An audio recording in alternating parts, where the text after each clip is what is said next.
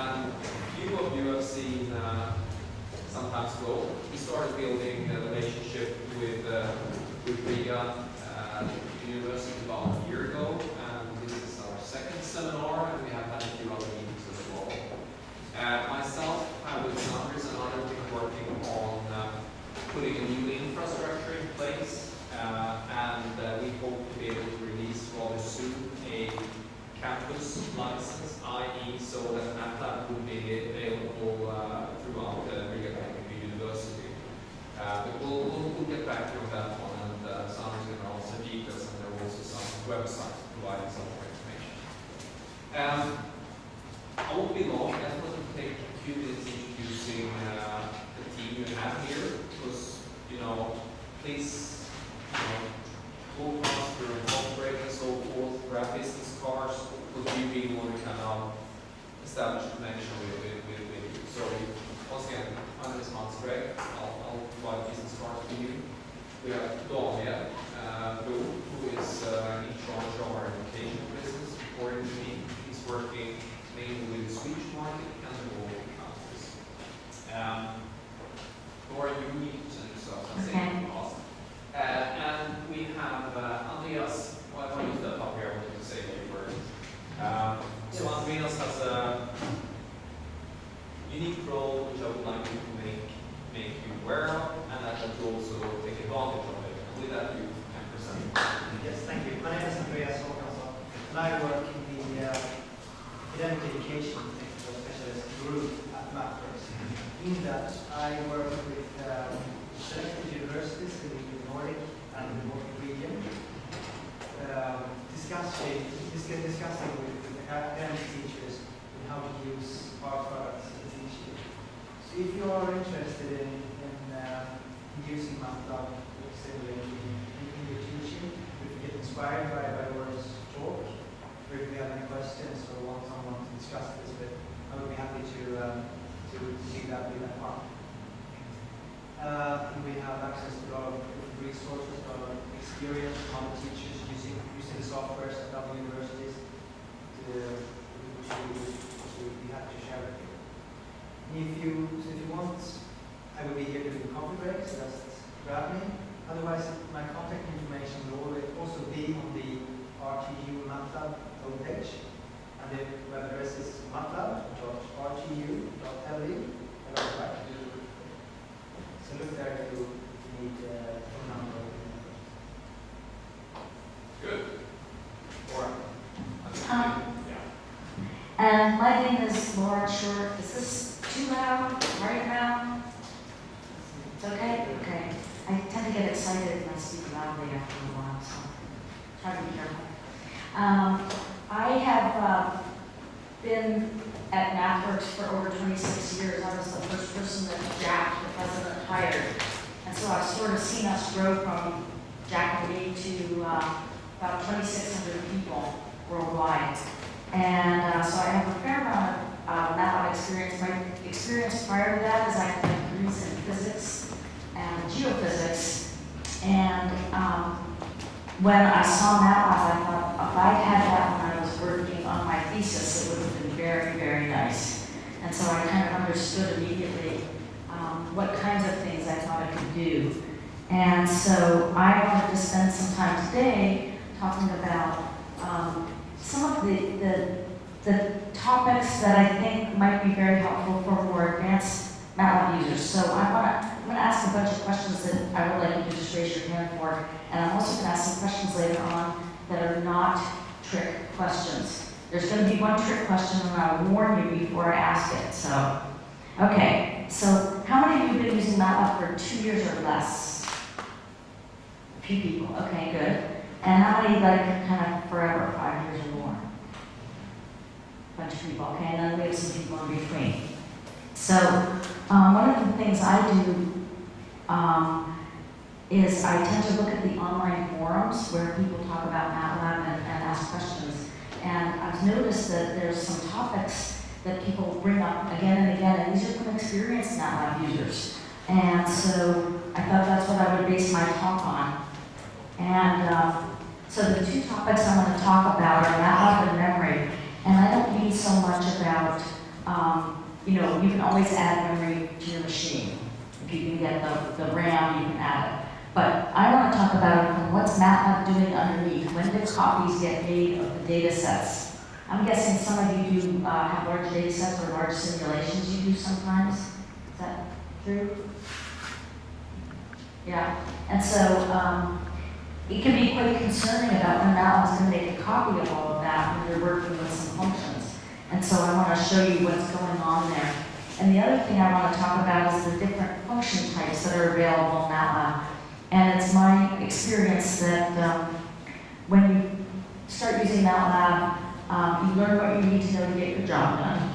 And if you've been using MATLAB a really long time, the very next thing you do when you get a new version of MATLAB is read the release notes, right? No way, right? You make sure your code still works, and if it does, you're like happy, and if it doesn't, you're going to start looking around and seeing whether it's the problem in your code, or if it's a problem in MathWorks, or something changed.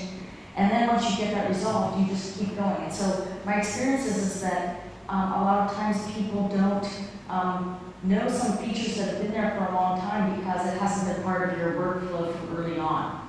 And so I want to, in the course of talking about some of the programming and some of the newish function types, I also am going to be using MATLAB Release 13a. Are people using Release R 2012B or later? And earlier? You're not sure sometimes. Okay. Well, for some of you, if you're using an earlier version, the MATLAB I'm using is going to look different. I'm going to try to explain and use it so that you can see what's going on. So I'm going to start off with the memory question. And so I want to talk about how MATLAB passes arrays into functions. And when does MATLAB actually make a copy? So here I have up on the screen a function foo, which is something like a function you might have written. Has 3 inputs and 1 output. And we first change the value of the second input, and then we compute a straight line. So instead of staying in PowerPoint, let me come over to MATLAB.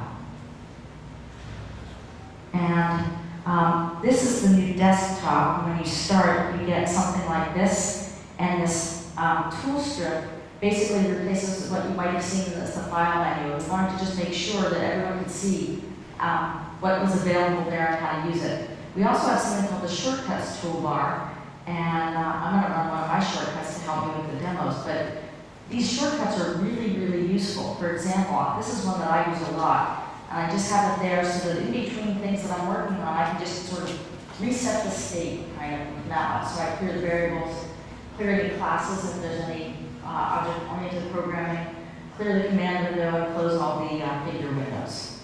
And any collection of commands that you find useful, you can put there. You'll also notice that I start with a plots tab, an apps tab, and more shortcuts. Shortcuts are just the shortcuts in general, but I can also have them, for example, like I said, on the quick access toolbar. So I'm going to come over here and get ready to run my examples.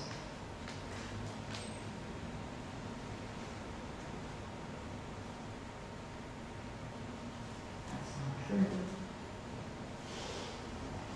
Aha. Okay. So I'm going to create some variables in my workspace. X equals 1 to 3. For the benefit of those who don't know what this notation is, that's just how I make a list of numbers with equal spacing. In this case, the default spacing is 1. And I'm going to say A equals -1 and BB equals 2. And now I'm going to say YY equals foo of XX, comma AA, comma BB. Before I run it, I'm going to come up to this function. Actually, I'm going to hide the toolbar, except for the note. Once I open files, you'll see that there's some more tool strip tabs that open. One is the editor tab, and you can see there's a bunch of things I can do there. I can run a timeline function, I can run an advanced, which I'll explain later, and I can also do something called publish, and I have a way of changing the views, but I'm going to just collapse this so I have a little more space so you can see better. Now, I'm going to use the debugger in MATLAB right now. And one way I can set a breakpoint is just to come in the editor and click on that line. Any people use the editor? I mean the debugger? Okay, good. So when I use the debugger, what's gonna happen is I'm gonna call foo and I'm gonna end up in the function sitting on line 2, but not yet executing it. Okay, so I won't have done anything. So, here's my first question here. Not a trick question. How many variables do I have in MATLAB right now?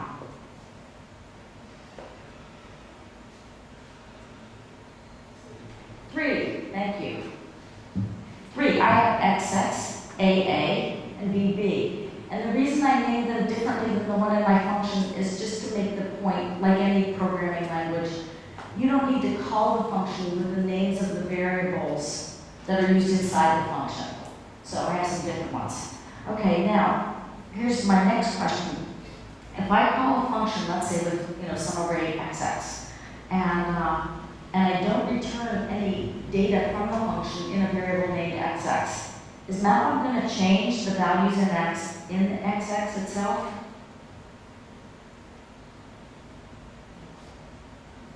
So I have XX in but not out, and I'm calling some function, any function.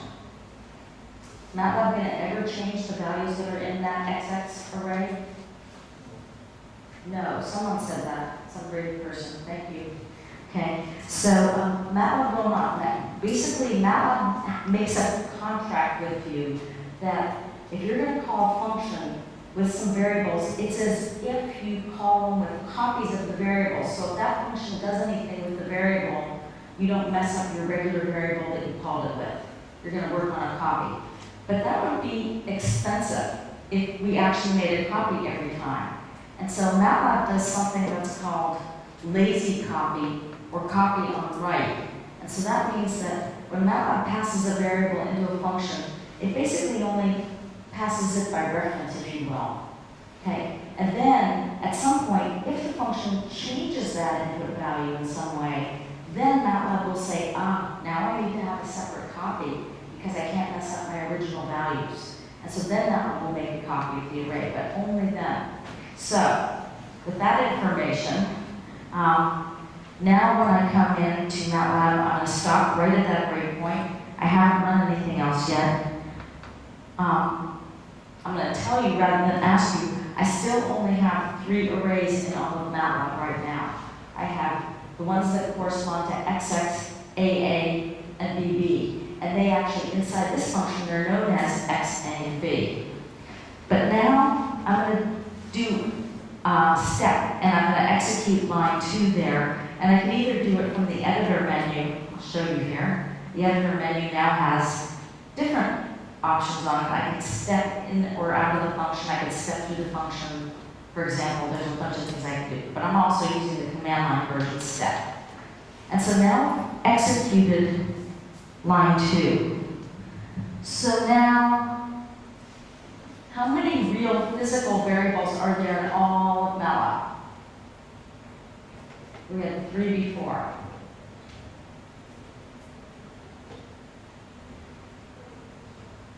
Did I have to make a copy of X between X and XX? No? Did I have to make a copy between A and AA? Yeah. Did I have to make a copy between B and BB? No. So I have XX, AA, A, and BB. So now I have 4 variables in the whole MATLAB environment. All right. So let me step one more time. And now I've computed Y. So again, not a trick question. How many variables do I have in all of MATLAB now? It may not be polite here for people to shout out normally during a lecture, but it's polite with me. So please feel free to. And in fact, if you have questions along the way, I'd like you to stop and interrupt as well.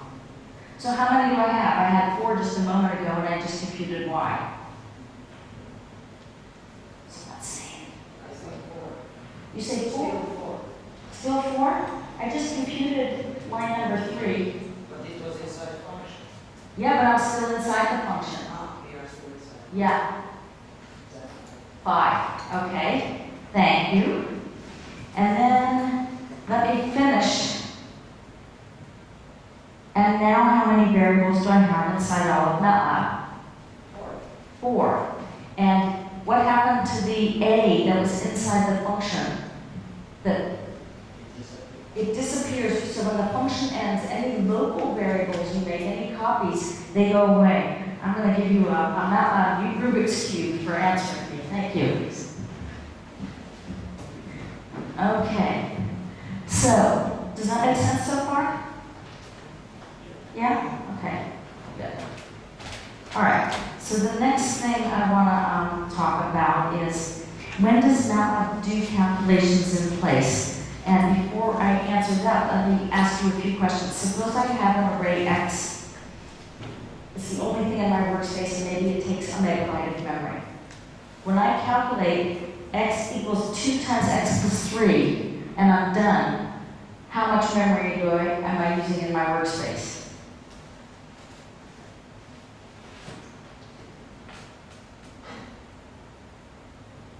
I started off with a megabyte, and I calculate X equals 2 times X plus 3. The same amount. Is that what you just said that? Yes, thank you. Same amount. Now I say Y equals 2 times X plus 3. Now how much memory is there in my workspace? Twice the amount. Exactly right. And so the interesting question, I think, is what happens in the middle here?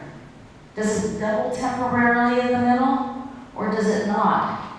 And I'm gonna tell you a little story, and then explain what happens there.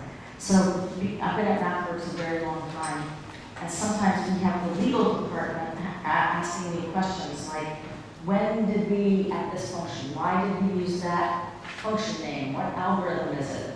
Questions like that. And I usually ask, why do you need to know? And they go, well, it depends. Why are you asking? And so what I'm going to tell you, unfortunately, is the answer about whether that makes a copy and makes it double the amount of memory or not depends. It depends on the situation. Only, unlike the legal department, I'm going to show you exactly what it depends on, so that it's a possible way for you to use a large array and not worry about memory loading up too much. So let me come back to MATLAB, and I'll get rid of my first function here. And, I want to do one more thing. So let me look at this slide. Okay, this is just a sketch of the function that I would like to run. It's going to be called test in place. And first I create a large array of some numbers. And then I call x equals my func of x. So I have x as the input and the output name. And then I can also call another function called my func in place, with x as an input name and an output name, versus the same calls but putting in a new variable name. Okay? And here's my func in place. You can see it's 2 times x dot up arrow 2. Everyone know what dot up arrow means in MATLAB? Yeah? Okay, so it's going to be element-wise, it's going to square each term there. So I'm going to take 2 times x squared plus 3 times x plus 4 and take the sign of all those values. And then in my func, I'm doing the exact same calculation, although instead of putting the output into a variable named x, I'm going to put it into a variable named y, a different input name and output name. So let's see what happens. And I'm going to come to MATLAB. And here's my func in place. And here we have xx as the input name and xx as the output name. And you can see this is the expression I had on the slide. Sine of 2 times x squared plus 3 times x plus 4. And I have my func, which is the exact same thing, but instead of putting the output in the variable named xx, I'm going to put it in a new variable named yy. And then here's my test in place. And what you can see here, oh, by the way, if I click on the command window or the editor window, I can click on the title bar. If I double click, what you see is it will temporarily take over my desktop space. So that's a nice way to get more space for a temporary amount of time. So you can see my examples changed in size over the years. So I'm going to create some random values, and and I'm going to pause, and then I'm going to say x equals my func of x, and pause, and then I'm going to say x equals my func in place of x, and then pause, and that's the rest of my function. Now, before I run that, I also want to introduce you to the Windows Task Manager, which you may already be familiar with, and if you use another platform besides Windows, this is something, there's an equivalent. And what I have here is my CPU being used. I actually have a dual core system, so I've made sure that I just add the two CPU activities together. And then I've got the physical memory down here being used. So let me clear everything. And now let me say test in place. Oops. And I'm going to type test I and then tab, and that will show me the possible functions or names that I have on my malloc path. I'm going to take test in place, and I'm going to hit enter. And what you see happen first is that the CPU goes up and the memory goes up when I create that first array in there. And now we're going to be at that test, or the myfunc call, and now we should see the CPU go up because I hit a key in the command window. You see the CPU go up, and you actually see the memory temporarily go up and come down again. And now I'm at the one called myfunc in place. And so I'm going to hit another key, and you see the CPU go up. And you see, in this case, something interesting is nothing. Nothing interesting happening is actually a real thing. So I'm not using extra memory in that case. But I still have an extra pause at the end of my function, so I now finish the function. And when I do, you can see the memory come back to the beginning, or roughly the beginning, whatever else Windows is doing. So the pattern I showed you is that I have a function that calls another function, and in the function definition I have an input name that matches an output name, and when I call the function I have an input name that matches an output name. And then, and only then, does my function possibly try to use the memory in place. And I say possibly because we can't do it all the time for a variety of reasons. The first thing is, what has to be the relationship between the x in and the x out for this to maybe even work? Same size. Same size. What if I have 4x4 unsigned 8-bit integer in and my answer computes doubles? Same type. I need same size and same type. And then we consider doing it in place. And we can certainly do it in place for all the different kinds of functions that work element by element. In other words, where on the output x of I comma j depends only on the x of I comma j element on the input. And then maybe some other functions, but only on that element of the matrix. So that's one kind of thing we can do. There's actually another set of functions that we can do. It's a very small set, but it's helpful.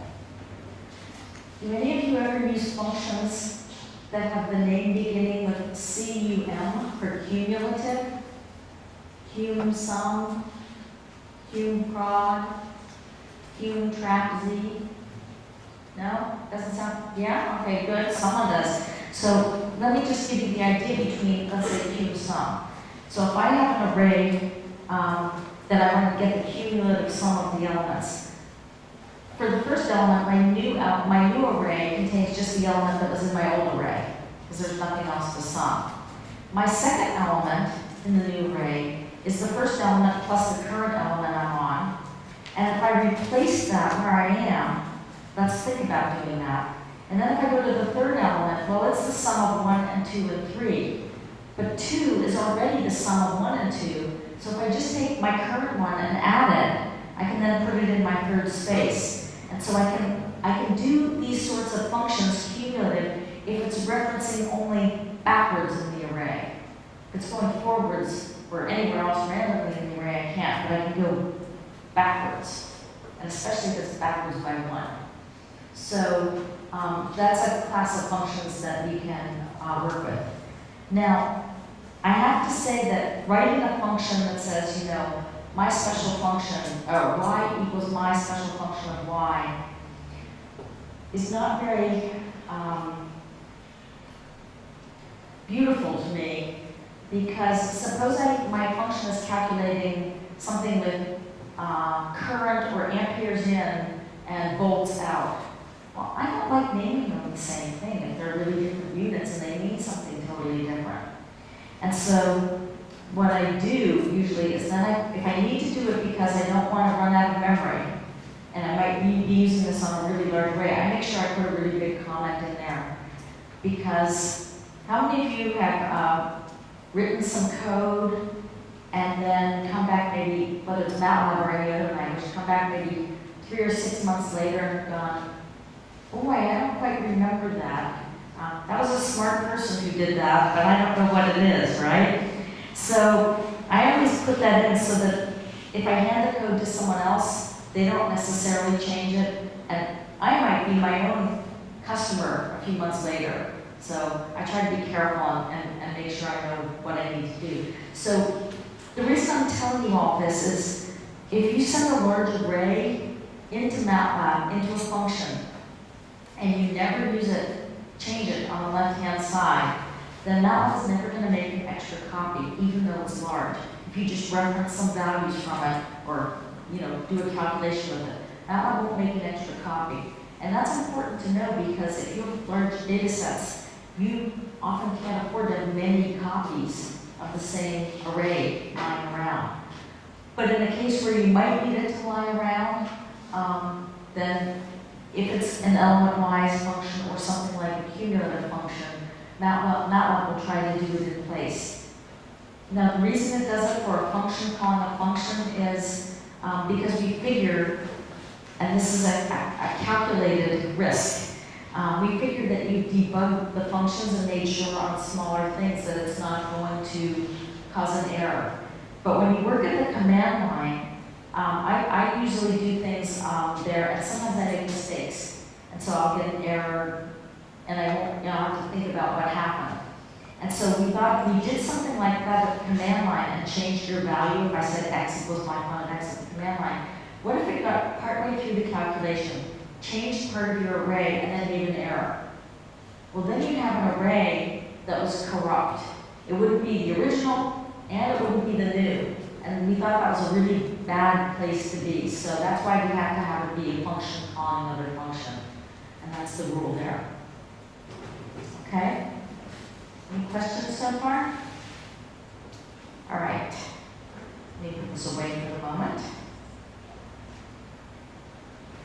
Now, the next thing I want to talk about is the different kinds of ways you might store data in MATLAB. Are there any people here who do not know in MATLAB what a struct or a cell array is? Okay, thank you for being willing to say that. I'm going to try to explain them for your benefit what they are. So,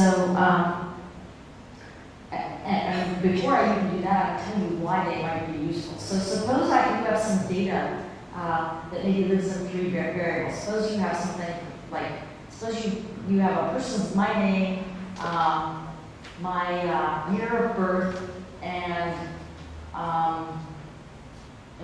the degree I got in college, okay, in university. Now, having those in 3 different arrays really is not very helpful. They really don't belong together in some sense. But my name is a string, and the date is a number, and my degree might be, maybe it's even some sort of thing where it's of type 1 or 2 or 3, or maybe it's a string, but it's different information. And I'd like to collect them together somehow, even though you can't put them all in one regular, like double precision array together, okay? And so what I might do is I might put them into a structure, and in a structure, the way you index into a structure is with a dot and the name of the field. So I might have, my variable dot name equals, quote, more quote, my variable dot birth year equals 1955, my variable dot degree equals PhD, okay, in strings. And so then you know that this first set of information, they all go together. dot name, dot year, and dot degree. And so that's one way you might organize the information, to keep it together so you have it in one spot. Now another way would be to do something like have a cell array. And a cell array is basically a regular MATLAB array, if you will, that's a regular sort of array. So it's M rows by N columns by P pages and so on, as many dimensions as you want. But instead of putting a single numeric value in each location, you can put in any MATLAB array you want. So I think of it as kind of like, an egg carton, maybe. And instead of putting eggs, as a little kid, you might put some pennies in one and some marbles in another and different things, but they're all your prized possessions, maybe. And so that's a way of collecting information together that belongs together but doesn't have the same units, if you will. They don't really work together, but you want to collect them. So if I want to take some double array information as I have in D, D has double array values 1 and 2 by default in MATLAB, that's what you create. And then I take the same kind of contents and I put them into one of those cells in the cell array, or I put it into a field in a structure. Will you believe me that the original array D is going to take less memory than either the cell array or the structure, because those are containers that contain a whole array? Will you grant me that? Does that make sense? Yeah? Okay. So the question is, how much more memory do they take, and what's going on with that? So let me come to MATLAB here again. Here we go. And I'm going to clear everything. And now I'm going to come, here's my MATLAB script. Do people know what this yellow is in my editor window now? You do? That's the title, yeah. And if I can click here, what I can do is run and advance. That's one of my shortcuts there. Does this look familiar to people? So maybe not. What you can do in the MATLAB editor, percent, is the way you make a comment in MATLAB. If you use %, it lets you take your whole file and segment it into different sections. And so even if it's not a function, but it's sort of a set of steps you have to go through, you can have each step kind of happen separately and sort of verify at first, oh, I've done the right thing there, okay, now I'll move on to the next one. And you sort of can step through what you're doing. So that's what I'm doing here. I'm stepping through sections, and now I'm going to create D and D cell and D struct. And you told me you were willing to believe that D took less memory than D cell or D struct. So now I have a question for you.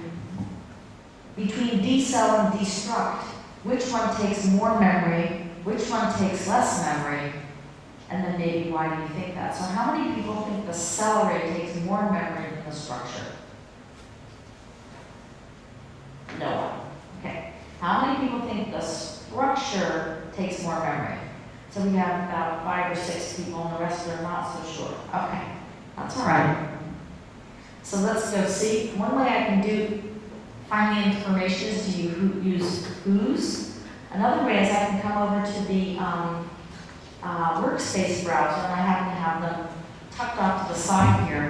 And you can see D takes 16 bytes, the cell array takes 128 bytes, and the structure takes 192 bytes. So those of you who set the structure were correct. Let's just see a little bit more. So if I have 128 minus 16, what does MATLAB need 112 bytes for?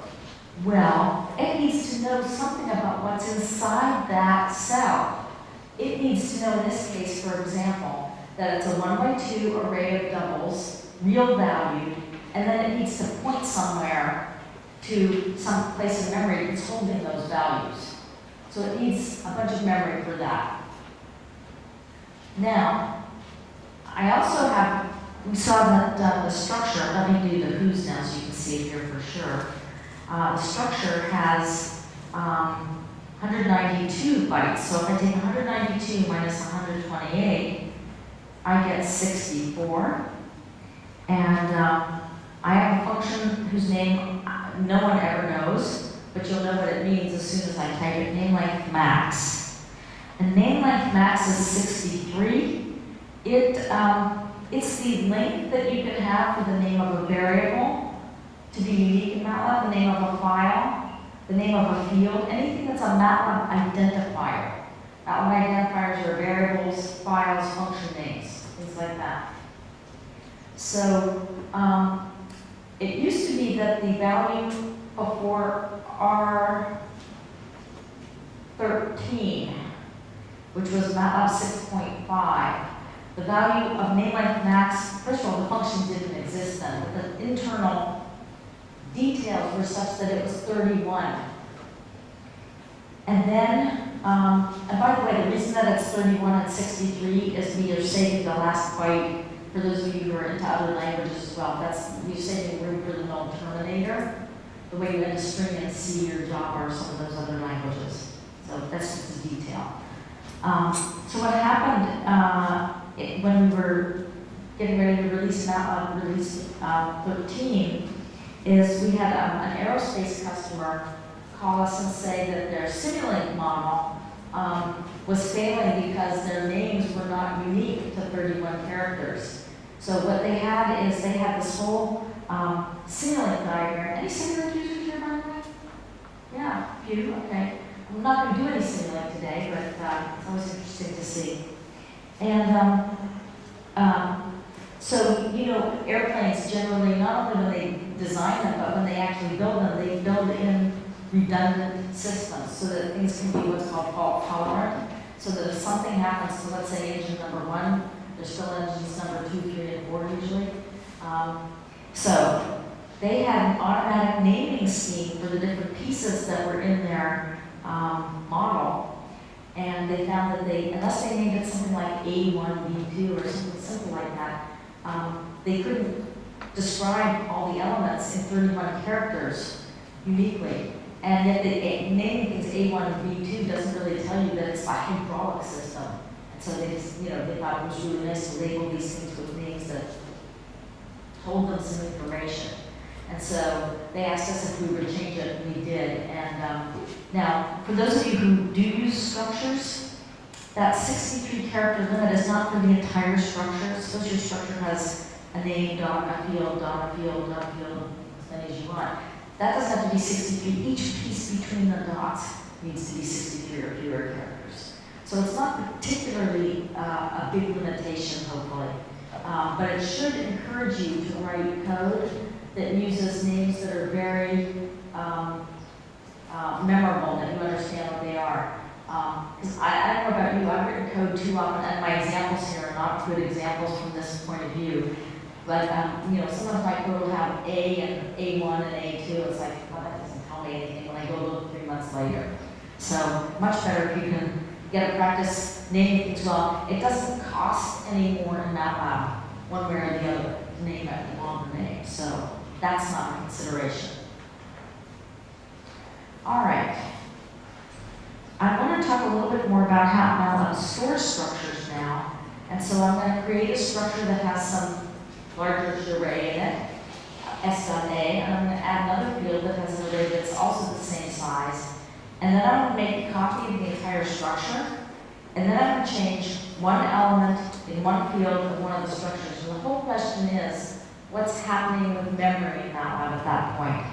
So let me come back to MATLAB, and let me bring up the task manager here. So let me clear everything again. And I'm going to run this. So you can see now that instead of 3,000 my slides, it's 10,000, but it's the same idea, S.A. I'll create that. And you see that the memory's gone up. S.B, the memory should go up by about the same amount. And now what's going to happen when I say S new equals S? Is the memory going to double again? Or is it going to stay where it is? How many people think it's going to double? Few people. How many people think it's going to stay where it is? A few people, and then a few abstentions. So let's see what happens. Let me run that. In fact, we just ran that line, and nothing really happened. We had to create a small piece of memory just to create a variable named snew. And then all the contents are exactly the same as the contents in S. So in fact, MATLAB right now is having snew and S share all the information. So now the question is, if I change one element in one field in S, does the memory double now because they're not sharing information anymore, or does it only go up by 50% because I'm only changing the value in the A field and not the B field? So how many people think it's going to go up by 100%? No takers, okay. How many people think 50%? No takers either, no one knows. Okay, let's find out. So, I'm going to come here and run this. And in fact, MATLAB only makes a copy of A and separates the .A field in snew and S. And the reason I'm telling you this is because, first of all, each field in a structure, basically you can think of as its own MATLAB array. It's just that the structure is a way of carrying around several arrays together. Similarly, Accelerate carries those same different arrays around, just you index differently. Instead of indexing by name, you index into Accelerate the way you do with a regular array, with parentheses and numbers. So the reason I tell you this is because, again, a large aerospace customer in the US does these huge tests collecting flight test data. And they have really long time series they're calculating, or they're trying to calibrate different pieces of the airplane. And they're collecting information about wind speed and what the ailerons are doing, what the angles are, and what the plane speed is, and you name it, a lot of big things. But they'd like to come back afterwards. They have some notes, and they know, for example, that, like, I know one case where they said a bird flew into the plane at a particular time. So they wanted to put a note somewhere that said, bird hit plane at, 7:15 a.m. And they were afraid that if they had a function that made these annotations, that function would then make a copy of the full array with the structure, because they had each of the pieces of information in a different field of the structure. And they were afraid they were going to make a copy and then they were going to get out of memory again. And it turns out that what MATLAB does is it will only change and copy the fields that you're trying to change. So if you're going to change annotation ones, it's not going to change all the ones that have the large data in them. And so this was really good for them because each of those things was each separate array, and so you don't have to worry if you're modifying one part of a structure that you have to make copies of everything else in the structure. And keeping track on when there need to be copies and not is something MATLAB will take care of. So it will always make a copy when there's differences between two things. And you don't have to force that or worry about that. But MATLAB will try not to make a copy until it has to. Okay? All right. So the last thing on this topic is how MATLAB stores structures. And MATLAB, stands for Matrix Laboratory. And so when you first learned some MATLAB, you probably found out that everything in there is effectively an array with at least 2 dimensions, m by n. And even a scalar is considered an array. It just happens to have a size that's 1 by 1. Okay? Now, it turns out that structures can also be arrays. So I can have an array of structures as well, and it's interesting what you can do with them. So let me give you the example. Suppose you have what's called a true color image. So one way you can represent that in MATLAB is by an array that's m by n by 3. Okay, and the first matrix, the first m by n, is basically the red plane, and then the m by n plane behind it in the second plane is green, and the third one is blue. So I can create a 3D array, m by n by 3, and then MATLAB will recognize that to be an image. especially if the values are in the right ranges. Okay.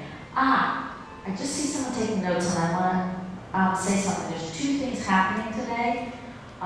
One is that this lecture is being recorded and will be available on your internal web page sometime relatively soon for you to see it again or for you to tell other people about. The second thing is, one of the reasons that we're trying to capture your information, and if you need to on that evaluation form put it, is because sometime probably next week, we're going to send an email to you that has a link to a site where we put all the files that I'm using today, the PowerPoint and the code. So you'll be able to run this stuff yourself and try it out, okay? All right, so I told you about the n by n by 3. Now, if you just create the image yourself, that's perfectly easy to do. But maybe you're going to get the data from somewhere else, maybe from an image acquisition board. And maybe they return things differently. Maybe they return 3 arrays, one with the red plane, one with the green plane, and one with the blue plane. And that you can see represented here in IM1. IM1.red, IM1.green, so on, are each n by n arrays that contain one plane of the image. Now, another board manufacturer may do things differently. They may create an n by n array of structures, and in each field of the structure, they're going to put the color there. And the color is represented by one red, one green, and one blue. So we're going to have a vector that's 1 row by 3 columns that's going to have one red, one green, and one blue value. So those are 3 different ways to organize the data. And there's probably plenty more, but those are just 3 that I can think of easily. So if I load in an image now, will you grant me again, like we did with the cell race instructs, that the regular data that's n by 3, that's all in one clump, that's going to be less memory than if I break it up and I put it into a structure, or if I break it up into the colors and put it into an array of structures. Since I'm putting it into another container, that container is going to take some more space. Okay, so the question is, IM1 versus IM2, how much memory difference is there between the 2 of them? Let me come to MATLAB here, and let me run this. Let me show you the image we're going to use. And here's this nice pretty image, and you can see it's 135 by 198 by 3, and it happens to be unsigned 8-bit integers, and so it only takes about 80,000 bytes. Okay? Now, I'm going to put the same information into IM1. So I'm going to take all the rows, all the columns in the first page, put that into red, all the rows, all the columns in the second page, put it into green, etc. And the next thing I'm going to do is going to create the IM2, which is an array that's the same number of rows and columns, so 135 by 198. And then in each of those, I'm going to put a pixel value that's going to have a 1 by 3 array that's 1 red, 1 green, and 1 blue. So let me do that. I'm basically going to do that in a loop there, because there's not a good other way to do it. Now, I'd like to know which one takes more space, IM1 or IM2. And before I ask that, I want to find out, and you don't have to calculate them, these are just rough orders of magnitude. How many arrays are there in IM1? Remember I told you the structures, each field is an array? So how many fields are there in IM1? You can see IM1 up there. Not a trick question. 3, thank you. All right. Thank you for answering. Here you go. Okay, so we have 3 arrays there. How many arrays do I have in IM2? And you don't have to do the whole multiplication. I always say a lot. It's 135 by 198. Now if you take 135 by 198, multiply by 112 bytes or something like that, it's going to be some real memory. So let's see what happens. If I do the who's, now you see that my IM1 with those 3 extra arrays has about 500 bytes more of overhead. So not a lot of overhead, but some overhead. The IM2 has a lot of overhead because it needs information for each one of the 135 by 198 arrays that are inside there. So it's something like 20,000 arrays in there or something like that. Now, the reason that it needs that is MATLAB doesn't force you to have anything in a structure to be uniform. Unlike C, where you say, the first thing's going to be an int and the second thing's going to be a double or whatever. There's nothing in MATLAB that enforces that. And while that can be useful some of the time, it also takes up memory. And so ultimately, we want to produce something that is a struct that you're not going to change the form of. But in the meantime, let me show you what I can do. I can say IM2 of 1, 1 dot pixel. And here we have the value.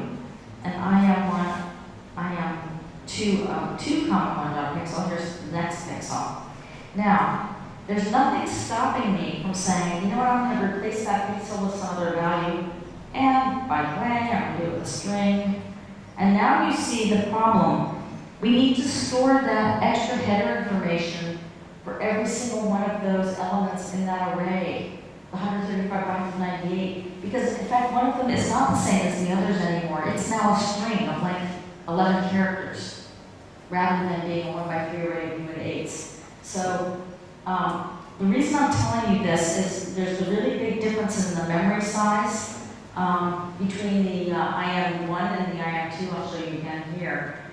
And so I would like to prevent you from making the same kind of problems I made for myself. Early on, if you get a large data set, the first thing I do is I carve off a small piece of it. And then I start developing my algorithm. And maybe I even play the command line for a little while, and eventually I put it in a file, script, and maybe then eventually put it in a function. And so I now have everything working the way I like. I think it's great. And then I go apply it to my whole data set, and I get out of memory. And the reason is because I wasn't necessarily thinking at the time about how much memory it would take if I put things in an array like IM2. And sometimes you need some array like that, and that's fine. But sometimes it's not necessary. You're just trying to find some way to organize the data.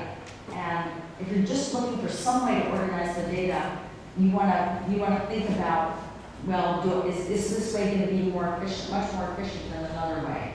And so I've done that to myself 3 times, where I had an inefficient array shape to begin with, and then the memory was really quite a large amount got used. So I'm telling you this just so that you can maybe prevent problems from yourself. So the idea here is to sort of think early on what the memory implications are likely to be when you get to a large data set versus the small one you work on first. And I'm going to just go back to the slides for a couple more minutes here. And so I want to summarize this very first part. I talked about how MATLAB passes arrays to functions, and we know that we basically pass them meaning-wise, semantically, by value. We make a copy. But really, we don't make a copy until we need to in MATLAB, so it's called a lazy copy or copy on write. And then I showed you that in-place optimization code pattern where the input name and the output name of both the function being called and the function calling that function have the input name the same as an output name, and then it might be possible to share the memory rather than to create a copy. And the next thing I just showed you about was the difference between using atomic types like doubles or unit 8s versus taking that same information, putting it in cell arrays or structs. And in particular, I showed you that an array of structs like this S of 300 by 300 dot red is less efficient in general than S dot red of 300 by 300.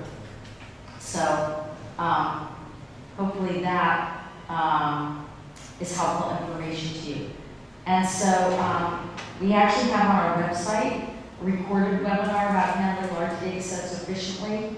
And there's some information in the documentation about different strategies you can use for dealing with memory. And of course, there's other things you can do besides programming things if you have access potentially to a machine that has more RAM, that might help you.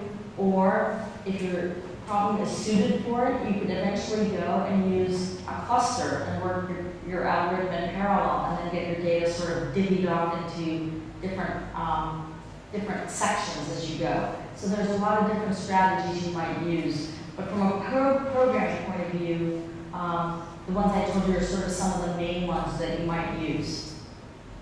And I think right now I'd like to pause for maybe about 10 minutes and have everyone get some coffee and talk for a couple minutes, and then we'll come back and do functions next.